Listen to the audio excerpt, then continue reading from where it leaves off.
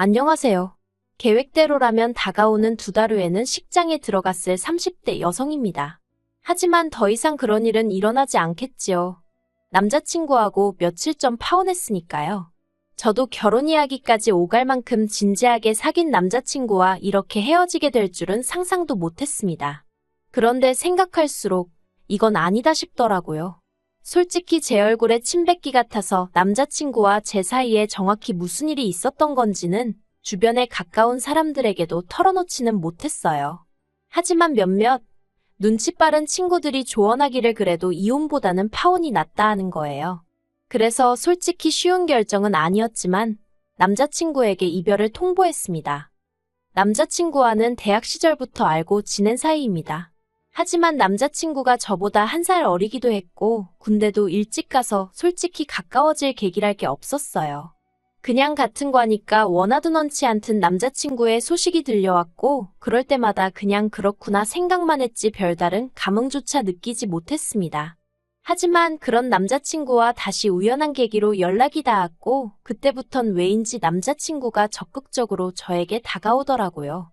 그리고 저도 그런 남자친구의 대시가 싫지만은 않았습니다. 그래서 얼마 지나지 않아 진지한 사이로 발전하게 되었네요. 남자친구는 사귄 지 반년도 되지 않아서부터 걸핏하면 저를 떠보듯이 결혼 이야기를 꺼내왔는데 솔직히 저는 그게 남자친구가 얼마나 저를 사랑하는지 표현하는 방법 중 하나라고 생각했어요. 그래서 부담스럽고 그런 마음도 있었지만 한편으론 뭔가 안심이 되었달까요? 특히나 제가 남자친구와 연애를 시작했던 건 제 나이 30도 넘어서였으니 남자친구와 헤어졌다가 다시 다른 누군가를 만나서 새로운 시작을 한다는 건 상상하기도 어려운 일이었지요. 그러다 본격적으로 결혼을 준비하게 된 건 올해 초 남자친구의 아버님이 쓰러지시면서였습니다. 그전까지는 남자친구가 말한 적이 없어서 몰랐는데 알고 보니 남자친구 아버님은 건설 현장에서 근무를 하고 계셨고 그날은 낙상사고를 당하셨던 거예요. 다행히 부상의 정도가 크지는 않았지만 남자친구는 물론이고 어머님도 크게 놀라신 모양이었습니다. 그리고 그 일을 계기로 남자친구는 하루아침에 아버님 어머님이 어떻게 될지도 모른다는 걱정에 몸서리를 치더라고요. 그러면서 하루빨리 결혼해서 자리 잡는 모습을 보여드리고 싶다 하는데 그걸 차마 싫다고 하기가 어려웠네요. 그래서 알겠다 대답 한마디 한 것이 불씨가 되어 순식간에 휘뚜루마뚜루 결혼 준비가 시작되었어요. 그런데 결혼 이야기가 오가기 전까지 솔직히 제가 남자친구에게 말하지 않은 사실이 하나 있었습니다. 그건 바로 제가 2주택자라는 사실이었어요.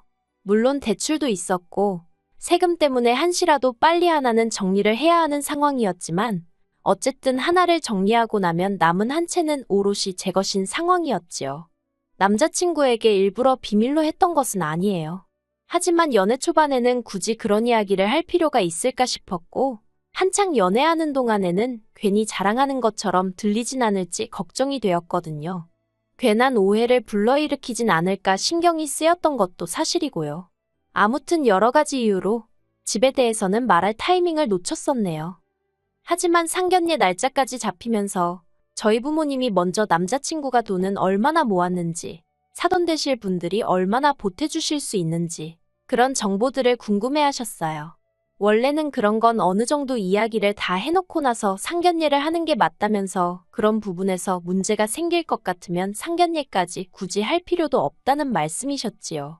그래서 제가 남자친구에게 먼저 재정 상황을 오픈하자 했습니다.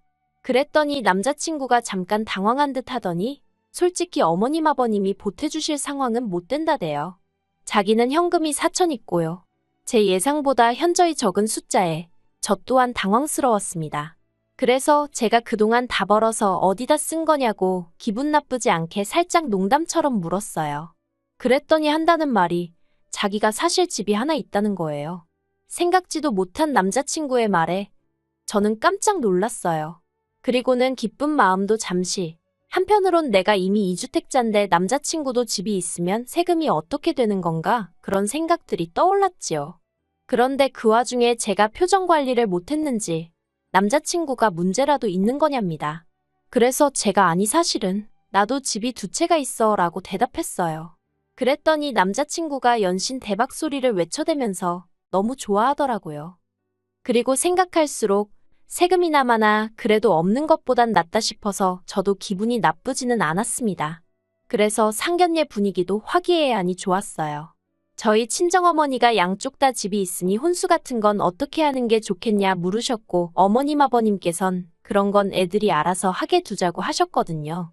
뭐 이미 남자친구에게 어머님 아버님 두 분 사정은 썩 좋지 않다는 이야기를 들은 상황이었고 저희 부모님께도 어느 정도 귀뜸은 해놓았기에 저희 부모님도 알겠다 하셨지요.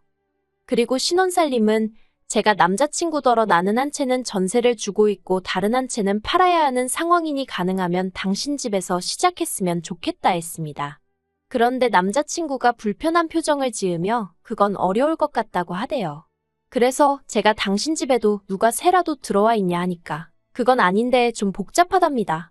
그리고 그때만 해도 저는 남자친구가 그런 꿍꿍이를 가지고 있는 줄은 몰랐어요. 남자친구의 고집으로 일단 세입자가 나가는 대로 제 집에서 신혼살림을 차리기로 이야기가 되었습니다. 그리고는 결혼 준비를 하나씩 해나가기 시작했지요. 그런데 웨딩홀까지 예약하고 막 청첩장을 시키려는 찰나에 남자친구로부터 생각지도 못한 소식을 듣게 되었어요. 그건 바로 남자친구의 하나뿐인 누나에 관한 이야기였지요. 사실 남자친구에게 누나가 있다는 사실은 진작에 알고 있었어요. 왜냐하면 남자친구가 저와 데이트를 하지 않는 주말이면 시조카를 데리고 박물관이며 미술관이며 여기저기 다녔거든요. 저는 속으로 언니 남편은 뭐하고 맨날 내 남자친구가 저러고 다니나 궁금은 했지만 집집마다 말하기 싫은 사정이 있을 수도 있다 싶어서 대놓고 물은 적은 없었습니다. 하지만 저도 나이가 있는데 어느 정도 예상은 하고 있었거든요. 그런데 아니나 다를까 신우는 별거 중이었고 마침내 이혼을 하기로 했던 모양이에요.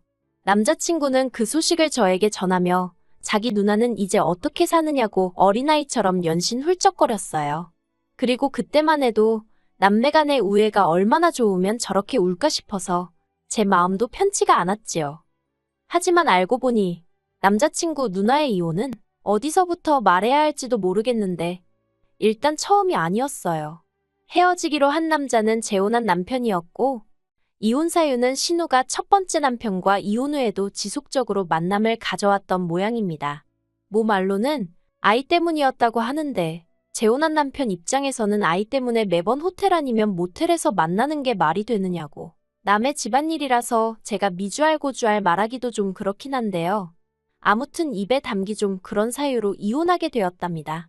이 이야기를 전하면서 제 남자친구는 자기 매형이 속이 좁다면서 욕을 퍼부어대기도 했는데 솔직히 아무리 제가 남자친구랑 결혼을 약속했다지만 남자친구 편을 들기는 좀 그렇더라고요. 아무튼 그렇게 이혼을 하게 되면서 남자친구 누나가 두 번째 남편과의 사이에서 난 애를 키우기로 했다대요. 두 번째 남편이 더는 요만큼도 얽히기 싫다고 했다나요. 하지만 남자친구 누나가 이혼한다고 해서 솔직히 제가 남자친구와 하기로 했던 결혼을 안 할 것도 아니었고 저는 그냥 남자친구 누나 팔자가 사납구나, 안 됐다 그런 생각만 했어요. 그런데 진짜 문제는 남자친구 누나의 이혼이 다가 아니었습니다. 일단 남자친구가 가지고 있던 집은 분양가 1억의 오피스텔이었고요. 더 황당한 건 그걸 그냥 자기 누나한테 주겠다고 하더라고요. 자기 누나가 위자료도 한 푼 못 받고 애하고 몸만 쫓겨나게 생겼는데 그깟 1억이 대수냐 어쩌냐 하면서 그 오피스텔을 통째로 누나한테 주겠다는 거예요. 그 말을 듣고 어이가 없어서 제가 그런 게 어딨냐고 하니까 자기 집인데 왜 안 되냐입니다. 원리원칙대로 고지고대로 따지면 남편 말이 맞을 수도 있어요. 남편 재산인데 제가 왈가왈부하는 게 말이 안 되지요. 하지만 남자친구가 그 집을 들고 오니까 저도 제 집 2개 들고 가는 거였고 그래서 혼수도 서로 수준에 맞춰서 반반하기로 했는데 갑자기 까놓고 말해서 누가 봐도 제가 손해라면 손해인 결혼이 되게 생겼었으니 솔직히 기분이 좋지가 않았네요. 하지만 남자친구의 억지는 여기서 끝나지 않았습니다. 솔직히 이때만 하더라도 파혼은 생각도 못했고 엄두도 나지 않았기에 어떻게든 남자친구의 사정을 제가 이해해보려고 했어요. 까놓고 말해서 남자친구가 처음부터 신우가 이혼하게 되리란 걸 알고 있었을 리도 없고 어떻게 보면 남자친구에게 몹시 난처하고 어려운 상황인데 사랑한다고 결혼까지 약속한 사이에 그걸 이해 못해주고 헤어진다는 게 제 스스로 못된 사람처럼 느껴졌달까요. 그래서 어떻게든 남자친구 입장에서 생각하고 이해해보려 했습니다. 하지만 그런 제 마음을 남자친구는 조금도 느끼지 못했던 건지 물에 빠진 사람 구해놓으니 보따리 내놓으란다고 1억짜리 오피스텔을 자기 마음대로 넘기겠다는데도 말 한마디 하지 않았던 저에게 말도 안 되는 요구를 하더라고요. 남자친구 누나의 이혼 소식을 듣고 얼마 지나지 않았을 때였습니다. 세금 때문에 하루빨리 팔려고 노력하던 집이 마침내 팔렸던 날이기도 했지요. 서울 외곽 변두리라서 10억 20억 그런 건 아니었고 그래도 제가 샀던 가격의 2배 정도로 올라서 기분이 날아갈 듯 좋았어요. 그리고 남자친구에게도 이 소식을 전했습니다. 정확히 돈을 얼마나 받았고 그런 세세한 정보까지는 아니어도 결혼을 앞둔 사이였던 만큼 무조건 감출 일도 아니라고 생각했으니까요. 그런데 남자친구가 보인 반응은 제가 생각한 것과는 너무 달랐습니다. 남자친구는 제가 얼마에 팔았는지 꼬치꼬치 물어가면서 그러면 자기 부탁 하나만 들어달라더군요. 저는 그때만 하더라도 뭐 양복이라던가 선물을 사달라는 건가 그 정도로만 생각했어요. 실제로 결혼 전에 남자친구 생일도 있어서 겸사겸사 좋은 선물 하나 해주려던 참이었기에 말해보라 했습니다. 그랬더니 한다는 소리가 자기 1억만 빌려달래요. 아니 자기가 아니라 정확히 말하자면 자기 누나한테 빌려주면 안 되냐입니다. 저는 제 귀를 의심했어요. 얼마? 누구? 그게 다 무슨 소리야? 그러자 남자친구가 한다는 말이 자기 누나가 이제 이혼하면 어떻게 살아야 될지 모르겠다면서 스트레스를 많이 받아 한대요. 그러면서 지나가는 말처럼 네일 가게나 하나 차릴까 하더랍니다. 결혼하기 전에 잠깐 네일 학원에 다녔었다나 어쩐다나요. 그래서 자기가 그런 가게 차리는 데는 돈이 얼마나 드냐고 물으니 1억이면 코딱지만한 거라도 하나 할 수 있지 않겠냐고 했다면서 자기를 믿고 자기 누나한테 투자를 좀 해달라나요? 어이가 없어서 더 들을 것도 없다고 안 된다고 했습니다. 원래 남하고 돈거래 안 한다고요. 그랬더니 남자친구가 이제 곧 결혼할 사이인데 남이라니 저더러 말을 너무 서운하게 한다고 그러더군요. 그래서 제가 남뿐만이 아니라 가족 간에도 안 한다 당장 우리 엄마하고도 안 한다 했습니다. 그러자 남자친구가 그래도 어머님께서 우리 결혼할 때 얼마 해주신다 하지 않았냐며 그건 돈거래 아니고 뭐냐대요. 그때부터 저도 슬슬 짜증이 나기 시작했어요. 부모님이 자식 시집장가 갈 때 돈 보태주시는 게 돈거래라는 사람은 처음 봤다고 괜한 억지 쓰지 말라 했습니다. 자기가 무슨 말을 하든 나는 돈은 못 빌려준다고요. 그러자 남자친구가 기껏 한다는 소리가 혹시 자기 누나가 안 갚을까봐 그러냐면서 그러면 자기랑 혼인신고부터 하잡니다. 그러면 하나도 불안할 거 없지 않냐면서 혹시나 나중에라도 자기 누나가 못 갚겠다 배째라 하고 나오면 자기가 대신 제 돈을 갚아주겠대요. 남자친구가 하는 말을 들으면 들을수록 제정신인가 싶었습니다. 결혼하고 부부가 된 다음에 자기가 무슨 수로 제 돈을 갚아주겠다는 건지 막말로 자기가 어디 가서 투잡이라도 뛸 건가 싶대요. 그리고 당장 신혼살림도 제 집에서 차리게 생긴 마당에 제가 미쳤다고 신우될 사람한테 1억씩이나 퍼주고 있겠냐고요. 너무 열받아서 남자친구한테 더 들을 것도 없다고 한마디만 더 하면 결혼 안 하겠다 했습니다. 그러자 남자친구가 노발대발 난리도 아니었어요. 저더러 같은 여자면서 자기 누나가 처한 상황이 이해가 안 되냐면서 다른 것도 아니고 이제 한 가족이니 당장에 먹고 사는 문제라도 해결해 주자는 건데 그리고 돈을 누가 떼먹기라도 한다고 했냐면서 그깟 돈 1억 가지고 유세라며 절 다시 봤다나요? 그런 남자친구의 헛소리를 듣고 있던 제 심정은 겪어보지 않은 사람이라면 상상도 못할 겁니다. 그동안 이런 남자를 내가 만나왔다는 수치심이라고 해야 할지 분노가 치밀어 올랐어요. 그래서 제가 더 말할 것도 없다고 그냥 결혼이고 뭐고 없던 일로 하자 했지요. 그리고 저는 웨딩홀부터 시작해서 예약해두었던 모든 것들을 취소해 나가기 시작했습니다. 어떤 건 남자친구가 어떤 건 제가 예약을 해서 위약금이니 뭐니 따지고 나니 엇비슷하더라고요. 그래서 그런 건 어쩔 수 없다 하고 넘겼습니다. 사실 저를 정말 어이없게 한 건 결혼을 결심하고 준비하기까지 2년하고도 두어 달의 시간이 걸렸는데 막상 파혼을 결심하니까 정리하는데 이틀도 안 걸렸다는 겁니다. 물론 마음의 앙금은 이틀이 아니라 2년이 가도 사라질지 모르겠다 싶었지만요. 그런데 그렇게 한창 정리로 바쁘던 시기에 모르는 번호로 연락을 받았습니다. 업체들하고 통화가 잦아서 모르는 번호지만 제가 뭐 예약해둔 곳 중 하나이려니 싶었는데 알고 보니 남자친구의 누나였어요. 저랑 만나서 얘기를 좀 하고 싶다고요. 남자친구의 의견과 상관없이 저는 이미 다 끝났다고 생각했는데 언니한테 직접 전화가 올 줄은 몰랐습니다. 그래서 저도 모르게 알겠다고 대답하곤 약속을 잡았네요. 그리고 그렇게 만난 남자친구의 누나는 솔직히 남자친구 때문에 색안경을 낄 뻔도 했는데 너무 멀쩡하더라고요. 자기는 자기 동생에게 오피스텔을 해달란 적도 네일 가게를 차려달라고 한 적도 없다면서 자기 남동생이 너무 오바를 한 것 같다며 저더러 자길 봐서 한 번만 넘어가 주면 안 되냐는 거예요. 자기가 보기에 자기 동생하고 제가 천생연분이라나 어쩐다나. 하지만 제가 정중히 거절했습니다.